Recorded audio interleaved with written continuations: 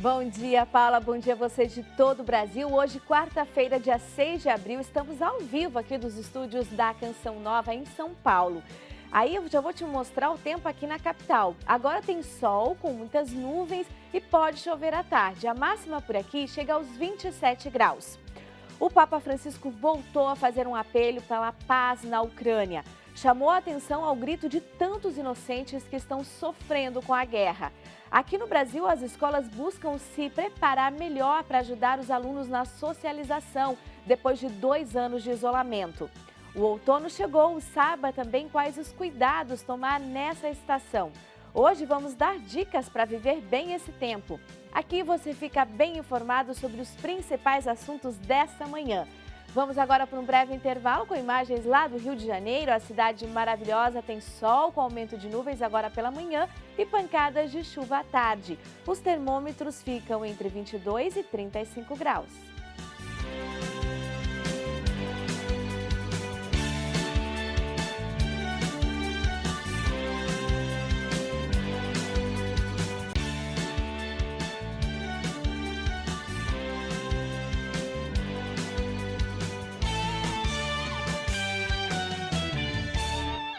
O Papa Francisco compartilhou hoje as experiências vividas em sua viagem apostólica a Malta, país da Europa.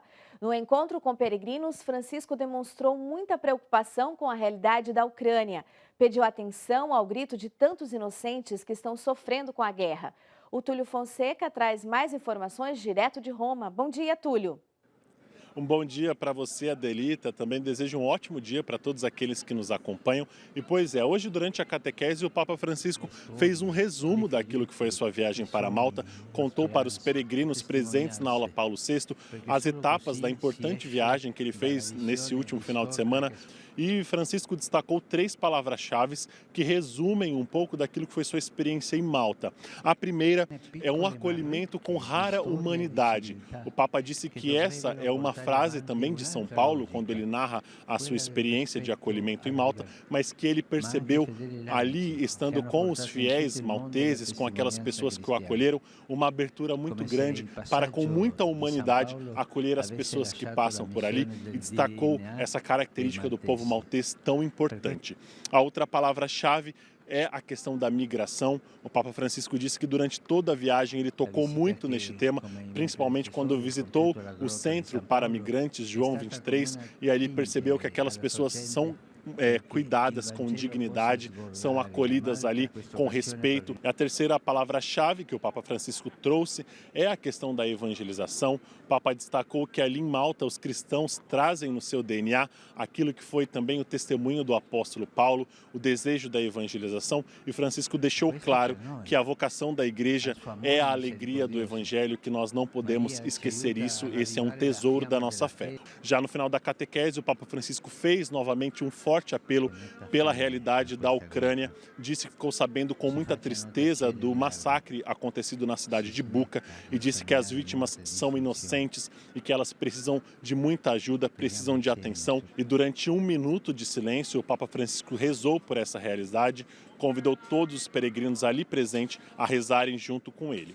E num ato muito concreto, o Papa Francisco mostrou uma bandeira que ele recebeu de pessoas que estavam nessa cidade de Bucha, que enviaram para ele essa bandeira tão simbólica com escritos em ucraniano, e junto com crianças da Ucrânia acolhidas aqui na Itália, o Papa Francisco também viveu este momento de apelo por essas pessoas que estão vivendo esta dura realidade da guerra, esta realidade que o Papa Francisco disse que é sacrílega, é um massacre de inocentes. Ao final, o Papa Francisco presenteou aquelas crianças com ovos de Páscoa, mostrou muita ternura para com elas e novamente convidou todos os fiéis a terem atitudes concretas, principalmente nesta realidade tão cruel da guerra. O Papa Francisco, no final, também desejou a todos que vivam intensamente a Semana Santa que está para iniciar. De Roma, Túlio Fonseca, para o Canção Nova Notícias, edição da manhã. Muito obrigada, Túlio. E nas notícias internacionais, os impactos da guerra são manchete. E da América Latina, a repercussão do toque de recolher no Peru estão entre os destaques pelo mundo hoje. Europa considera bloquear importações de carvão russo. Esse é o destaque do americano The New York Times. Europa considera cortar carvão russo enquanto Moscou nega crimes de guerra. As medidas exigirão aprovação unânime e devem ser votadas nesta quarta-feira. A escalada de pressão econômica veio depois do discurso inflamado do presidente Zelensky no Conselho de Segurança da ONU. União Europeia propõe bloqueio de importação do carvão russo. O assunto também é destaque do alemão Deutsche Welle. Se aprovada, será a primeira vez que Bruxelas pune o lucrativo setor de energia russo. A proposta, que também inclui veto de exportações da União Europeia para a Rússia, deve afetar 20 bilhões de euros em trocas comerciais. Teóricos de conspiração sussurram no ouvido de Pedro Castilho. Esse é o destaque do espanhol El País. Um novo grupo formado por autoritários de extrema-direita influenciou diretamente as decisões do presidente do Peru, que reverteu o decreto de emergência horas depois de anunciá-lo. Sua decisão de não deixar os cidadãos de Lima saírem às ruas para tentar impedir protestos contra o aumento dos preços tem a assinatura de pessoas que o rodeiam no momento, é o que afirma o jornal. A coleta feita nas igrejas na Sexta-feira Santa é um importante meio para a manutenção dos santuários e das obras sociais da Terra Santa. A Danúbia Gleiser explica melhor essa questão.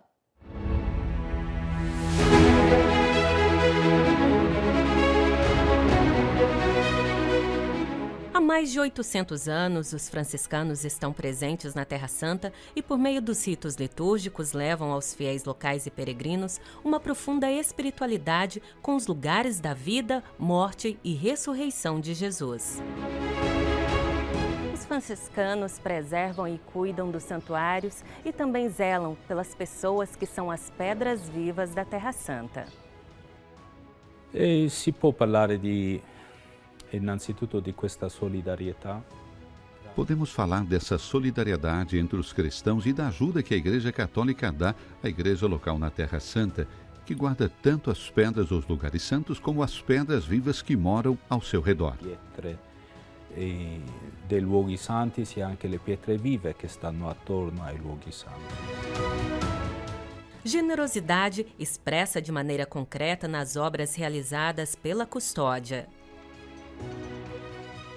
Abbiamo 15 scuole nella Custodia che sono per... Temos 15 escolas na custódia para os pobres e a população local. Outro trabalho social são as casas que oferecemos às pessoas mais necessitadas, a um aluguel muito baixo. A custódia tem pelo menos 1.000 pessoas empregadas em diferentes atividades. Almeno 1 migliaio di persone che sono impiegate nelle diverse attività. A coleta, realizada tradicionalmente na Sexta-feira Santa, é a principal fonte financeira para que a Custódia mantenha a sua missão.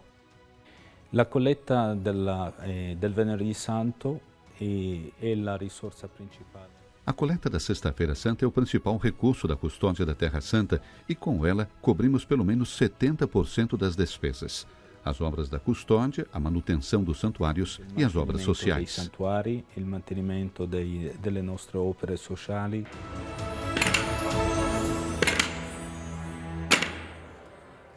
A seguir, o trabalho das escolas pós-pandemia, o desafio da socialização. Saímos agora com imagens de Belo Horizonte, na capital mineira, dia de sol, com aumento de nuvens agora pela manhã e pancadas de chuva à tarde. Máxima de 30 graus.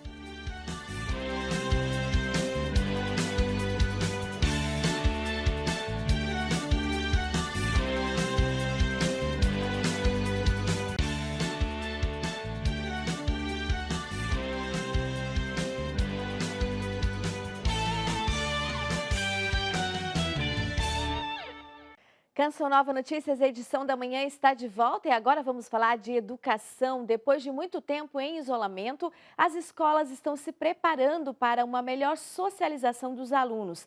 A Aline Mécio mostra um exemplo de uma escola que está trabalhando bastante essa questão. Bom dia, Aline. Você está aí nessa escola, né? Fala pra gente os projetos daí.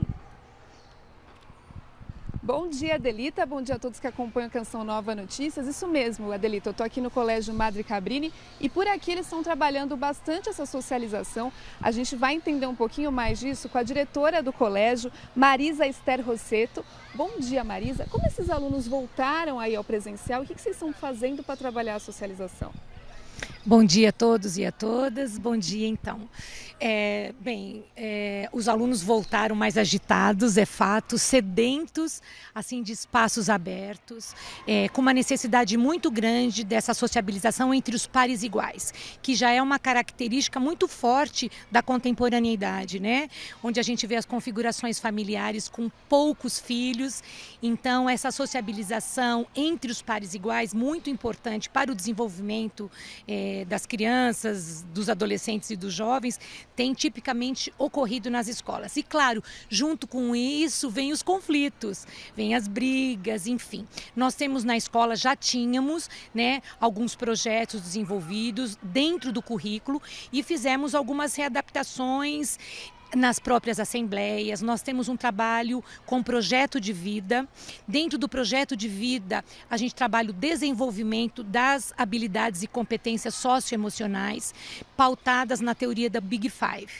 Essa teoria, então, são 5 grandes competências, mas tem 2 que a gente percebe que nós precisamos dar uma ênfase maior neste tempo, que é a questão da amabilidade e da estabilidade emocional. Então, a gente trabalha em 2 sentidos, na prevenção e também na reflexão a partir das ações. E essas ações mais agitadas, mais, entre aspas, violentas, eu não gosto de usar isso porque é na relação com o outro, né, que isso acontece, mas a gente trabalha muitas vezes analisando o que aconteceu. Olha, isso aconteceu, de que forma poderia ter acontecido sem a violência, não é? Então, o que a gente antes acreditava que era da personalidade da pessoa, era uma característica familiar, hoje a gente tem certeza, isso a ciência nos ajudou muito, trouxe e favoreceu muito a pedagogia, a entender que são construções possíveis. Então o ser humano pode sempre ser melhor, ele pode ser mais afável, mais cordial, ele pode sim colocar a sua opinião, mas de uma forma não violenta. Então a comunicação não violenta é um trabalho que a gente tem feito muito grande com as crianças aqui na escola, em vários projetos, em várias séries. Muito obrigada, Maria. Eu que agradeço. Bom dia. Trabalho. Obrigada. Fica esse exemplo aí para as outras escolas também, né, Adelita? Voltamos aos estúdios. Verdade, Aline, muito obrigada por essa motivação, né? E que mais escolas possam mesmo desenvolver projetos assim para tornar cidadãos mais amáveis e a comunicação não violenta. Agora a gente muda de assunto e vamos conferir então a previsão do tempo para hoje. Hoje é a previsão da formação de uma nova frente fria devido a um sistema de baixa pressão na costa do Sudeste. O Rio de Janeiro será o estado mais afetado, com possibilidade de 12 milímetros de chuva. Em São Paulo, a chuva mais intensa ficará concentrada no norte e leste, em cidades do Vale do Paraíba, Serra da Mantiqueira e em Bragança Paulista. São esperados no oeste do estado até 10 milímetros de acumulados de chuva. As temperaturas não devem subir tanto. Em São Paulo pode chegar a máxima de 27 graus. 30 graus no Rio de Janeiro, 33 em Vitória e em Belo Horizonte, mínima de 18 graus e máxima de 30.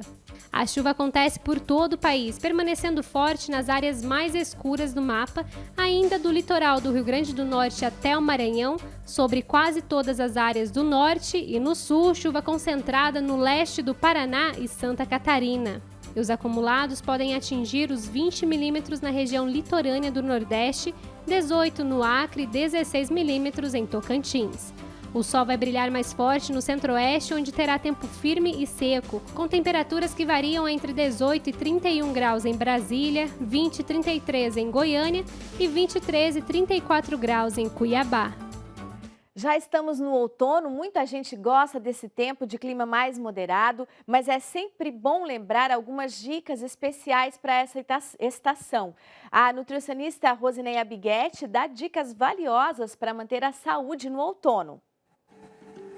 Estamos no outono e nesta estação do ano é muito comum presenciarmos mudanças drásticas na temperatura. E isso exige um pouco mais do nosso sistema imunológico. Portanto, é importante nós mantermos uma alimentação saudável e o nosso corpo hidratado, principalmente através da água, sucos naturais e chás. É interessante também evitarmos aglomerações e ambientes fechados, bem como fazer a higienização das nossas mãos com frequência. Nesta época, há um grande aparecimento de viroses, principalmente aquelas que afetam o sistema respiratório. É interessante não praticar a automedicação, pois isso poderia mascarar sintomas de doenças mais graves. É interessante também fazermos uso de produtos para hidratação da pele e do cabelo, pois nesta época eles ficam também mais ressecados.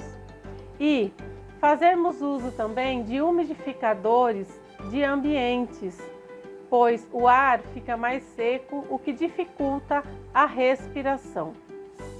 Esta época tem muito a oferecer para nós, principalmente nos dias de temperaturas mais amenas, onde podemos fazer uso de algumas bebidas mais quentes. Então, vamos aproveitar tudo aquilo que o outono oferece de bom para nós. E até a próxima! Obrigada, Rose. Em Minas Gerais, a Justiça atendeu as empresas de ônibus e determinou um aumento na passagem. Quem traz mais detalhes sobre isso é a Gabriele Dutra, que está ao vivo lá de Belo Horizonte. Bom dia, Gabriele. Bom dia, Adelita. Bom, a Justiça de Belo Horizonte acolheu o pedido das empresas de ônibus que circulam aqui na capital, que pedem os reajustes tarifários anuais, como previsto em contrato com a Prefeitura. Essas empresas citam o aumento do combustível como um fator limitador à circulação dos veículos aqui em Belo Horizonte. O valor final da passagem, ele ainda não foi divulgado e deve ser decidido pelos órgãos do Executivo Municipal. Mas segundo o Sindicato das Empresas de Transporte e Passageiros aqui de Belo Horizonte, o valor pode chegar a R$ 5,85. Um aumento de 30% em relação ao valor atual da tarifa, que é de R$ 4,50. Bom, as empresas, elas alegam essa questão do combustível e é válido lembrar também que estava em análise na Câmara Municipal um projeto para redução do preço da passagem em 20 centavos. Mas com essa decisão judicial, a Prefeitura já informou que dará início ao cumprimento e instaurar os processos administrativos para proceder a esse reajuste. A gente sabe que é uma situação que, claro, vai pesar no bolso de quem depende do transporte público aqui em Belo Horizonte. A gente segue acompanhando essa situação e qualquer novidade a gente traz aqui nos nossos telejornais. Adelita, eu volto com você aí no estúdio. Tá certo. Obrigada, Gabriele, por suas informações. E a seguir, católicos arrecadam chocolates para as crianças carentes. Antes do intervalo, veja aí como fica o tempo na capital cearense. Em Fortaleza vai ter sol entre nuvens e chuva a qualquer hora. Os termômetros ficam em 24 e 30 graus.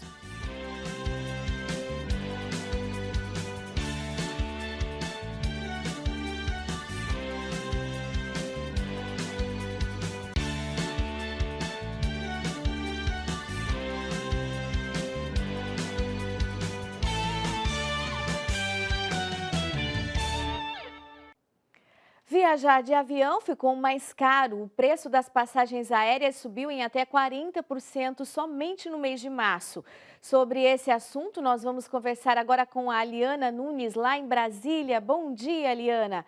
Precisa ficar atento às promoções e até às cobranças abusivas, né? Verdade, viu, Adelita? Bom dia a você e a todos. Olha, quem procurou passagem aérea para comprar nesses últimos dias ficou aí impressionado com o valor. De acordo com um levantamento feito por plataformas de compra de passagens, as tarifas subiram 40% em relação ao mês de fevereiro. O aumento se dá pela alta no preço do barril de petróleo ocasionado pela guerra entre Rússia e Ucrânia. E falando em combustível, vamos atualizar agora sobre a escolha do novo presidente da Petrobras. Até o momento, esse nome ainda não foi definido. Inclusive, o governo, sendo maioria na Assembleia Geral, pretende aí adiar a votação do novo conselho da estatal, que tem data prevista para 13 de abril. O prazo para uma nova convocação é de até 30 dias. Mesmo que se tenham nomes definidos, a Assembleia Extraordinária só aconteceria, no caso da adiação, em 13 de maio, no caso do adiamento, em 13 de maio. E também está previsto para hoje uma votação de urgência do projeto sobre fake news na Câmara dos Deputados. Caso essa urgência seja aprovada, a matéria vai tramitar de modo mais acelerado na casa, sem aí necessariamente cumprir alguns prazos e formalidades regimentais, como a análise do texto pelas comissões. Ontem, a Câmara dos Deputados e também o Tribunal Superior Eleitoral assinaram um termo de compromisso no combate às notícias falsas. A proposta do texto é realizar programações que ajudem aí na conscientização social sobre a ilegalidade das fake news, além de também adotar medidas para desestimular e denunciar condutas ilegais e o envio do disparo em massa de mensagens políticas em desacordo com a legislação. Adelita. Obrigada, Liana. Bom trabalho para você aí. A Pastoral do Menor da Arquidiocese de São Paulo está realizando a campanha Páscoa Tempo de Partilha. A proposta é arrecadar chocolates para serem doados às crianças e adolescentes carentes. A Pastoral do Menor da Arquidiocese de São Paulo, todos os anos, na Semana Santa, revive a paixão, morte e ressurreição de Jesus Cristo, através da via sacra da criança e do adolescente. Mas quando chega a Páscoa, muitas das nossas crianças e adolescentes sonham em ganhar um ovo de Páscoa ou um simples chocolate. E muitas delas não terão essa oportunidade. Pensando nisso, a Pastoral do Menor de São Paulo lançou a campanha Páscoa Tempo de Partilha. Partilhar torna a vida mais doce. Dirija-se até a Catedral de São Paulo. Faça a sua doação. Maiores informações nas nossas redes sociais. E se você pode, faça então essa doação. Neste mês de abril, o Papa Francisco confia à Igreja Católica um pedido de oração voltado aos profissionais de saúde. Recemos este mês por el personal sanitario. La pandemia nos ha mostrado la entrega, la generosidad del personal sanitario, voluntarios, trabajadores y trabajadoras de la salud, sacerdotes, religiosos, religiosas.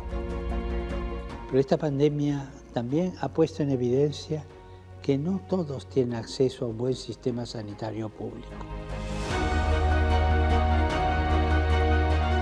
Los países más pobres, los países más vulnerables no pueden acceder a los tratamientos necesarios para atender tantas y tantas enfermedades que siguen sufriendo. Muchas veces esto se debe a una mala administración de los recursos y a la falta de un compromiso político serio. Por eso quiero pedir a los gobiernos de todos los países del mundo que no olviden que un buen servicio sanitario accesible a todos es una prioridad. Pero también quiero recordar que el servicio sanitario no es solo una organización, sino están los hombres y mujeres que dedican su vida a cuidar de la salud del otro y que han dado durante esta pandemia la vida por ayudar a recuperarse a tantos enfermos. Recemos para que el compromiso del personal sanitario de atender a los enfermos y a los ancianos, especialmente en los países más pobres, sea apoyado por los gobiernos y las comunidades locales. E nos unimos ao Papa em oração por esses profissionais. O Canção Nova Notícias, edição da manhã, fica por aqui. Encerramos hoje com imagens do Distrito Federal. Fique com Deus.